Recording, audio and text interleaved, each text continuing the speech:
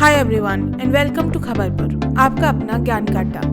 दोस्तों, रतन टाटा को कौन नहीं जानता। He is regarded as one of the most successful and influential business leaders of India.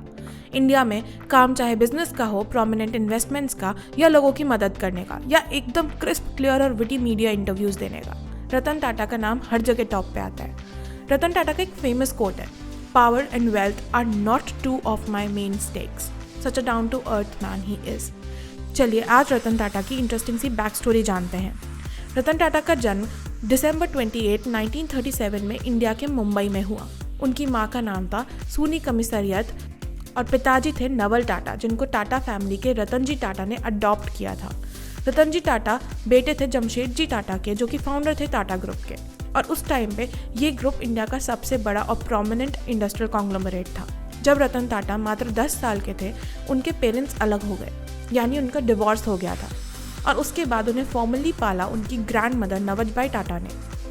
Ratan Tata के एक छोटे भाई हैं जिमी टाटा, और उनके एक हाफ ब्रदर भी है जिनका नाम है नोएल टाटा, जिनका जन्म सिमोन टाटा के साथ नवल टाटा की दूसरी शादी के बाद हुआ। जिमी टाटा को लाइमलाइट और फेम नहीं पसंद, और वे मुंबई के कोलाबा में एक 2 BHK फ्लैट में ही रहते हैं। He is also a good squash player. अगर रतन टाटा की मैरिड लाइफ की बात करें तो ही इज़ अनमैरिड, और 2011 में एक इंटरव्यू के दौरान उन्होंने बताया कि उनकी 4 बार शादी होने वाली थी, पर किसी न किसी डर से उन्होंने हर बार बैक ऑफ कर लिया। अगर रतन टाटा के एजुकेशन की बात करें तो उन्होंने मुंबई के Campion school, Cathedral and John Connon school, Shimla के बिशप कॉटन स्कूल और न्यूयॉर्क के रिवरडेल कंट्री स्कूल से अपनी स्कूलिंग कंप्लीट करी। और क्या आपको पता है, रतन टाटा एक ग्रेजुएटेड आर्किटेक्ट हैं, और उन्होंने अपनी बैचलर डिग्री कंप्लीट करी है यूएस के Cornell university college of architecture से, और उसके बाद उन्होंने मैनेजमेंट की पढ़ाई भी की from the Harvard business school. 1961 में उन्होंने इंडिया वापस आकर टाटा कंपनी ज्वाइन कर ली, जहां उन्होंने टाटा स्टील के शॉप फ्लोर पर काम किया, और उसके बाद उन्होंने काफ़ी सालों तक अलग अलग पोजीशंस और कंपनीज में काम किया टाटा ग्रुप के ही।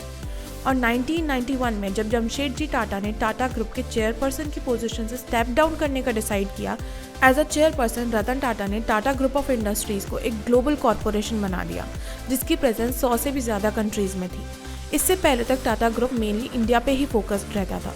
इस दौरान उन्होंने बहुत सारी छोटी बड़ी इंटरनेशनल कंपनीज़ को भी खरीद लिया, जैसे कि British steel maker company Corus, luxury car brands Jaguar and Land Rover, और South Korean truck manufacturer company Daewoo commercial vehicles भी। और इसमें से रतन टाटा जी के जगुआर को एक्वायर करने की कहानी बड़ी ही रोचक है, जिसके कारण रतन टाटा जी का एक स्टेटमेंट बड़ा ही वायरल हुआ, और वो था कि I don't believe in taking the right decisions, I take decisions and then make them right. अगर आप चाहते हो कि हम उस पर एक डिटेल सेपरेट वीडियो बनाएं तो कमेंट सेक्शन में ज़रूर बताना। रतन टाटा ने टाटा ग्रुप के चेयरपर्सन की पोजीशन तकरीबन 21 साल तक होल्ड करी, और 2012 में उन्हें सक्सीड किया साइरस मिस्ट्री ने। इस 21 साल के अंतराल में इंडस्ट्रियल कॉन्ग्लोमरेट का रेवेन्यू 40 गुना तक बढ़ गया और profit 50 Guna. In addition Ratan Tata ने टाटा नैनो को भी कंसेप्चुलाइज किया, जिसकी प्राइस एक एवरेज इंडियन कंज्यूमर के लिए काफ़ी अफोर्डेबल थी। नो वंडर उन्हें बिजनेस जीनियस क्यों कहा जाता है। रतन टाटा एंटरप्रेन्योरशिप के बहुत बड़े सपोर्टर हैं, और इसलिए he has invested in various startups of India, जैसे कि फ्लिपकार्ट, स्नैपडील और ओला।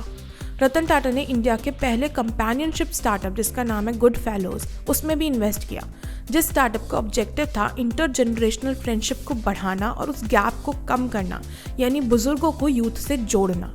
ये स्टार्टअप कॉर्नेल यूनिवर्सिटी के MBA ग्रेजुएट और रतन टाटा के असिस्टेंट शांतनु नायडू ने फाउंड किया।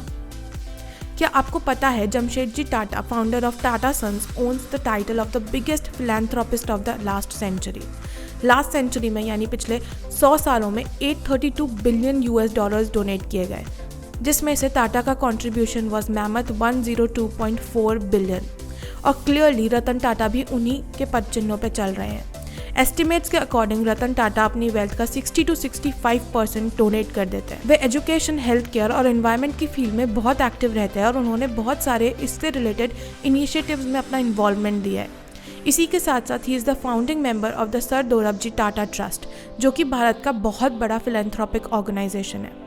टाटा ग्रुप में भी उन्होंने रिन्यूएबल एनर्जी से रिलेटेड इनिशिएटिव्स इंट्रोड्यूस करे to reduce carbon emission. Ratan Tata को 40 से भी ज़्यादा हाईली ऑनरेबल अवार्ड्स मिले हैं दुनिया भर की बड़ी बड़ी ऑर्गेनाइजेशंस और इंस्टीट्यूशन से, और उनमें सबसे प्रोमिनेंट है पद्म भूषण जो उन्हें दिया गया 2000 में और पद्म विभूषण 2008 में। 2009 में उन्हें इटली की गवर्नमेंट ने grand officer of the order of merit of the Italian Republic के टाइटल से भी सम्मानित किया। रतन टाटा की नेटवर्थ की अगर बात करें तो वो है 3800 करोड़ और IIFL wealth Huron India rich list 2022 के अकॉर्डिंग उनकी रैंक है 421 on the list of the richest Indians.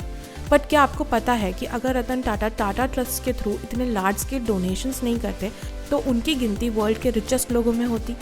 इसलिए ही शायद ये कहना गलत नहीं होगा कि रतन टाटा ने धन से ज़्यादा इज्जत और दुआएं कमाई। इस वीडियो को एंड करने से पहले रतन टाटा का एक और कोट मैं बोलना चाहूँगी।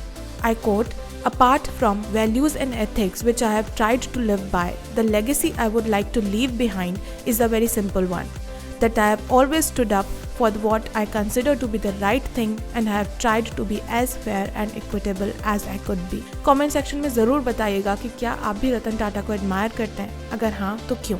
What is the biggest learning that you got from him? ऐसे ही इंटरेस्टिंग और इन्फॉर्मेटिव कंटेंट के लिए चैनल को सब्सक्राइब और वीडियो को लाइक और शेयर ज़रूर करें, क्योंकि ज्ञान बांटने से ही बढ़ता है। Thanks for watching. I will see you very soon. जब तक के लिए गुड बाय, टेक केयर।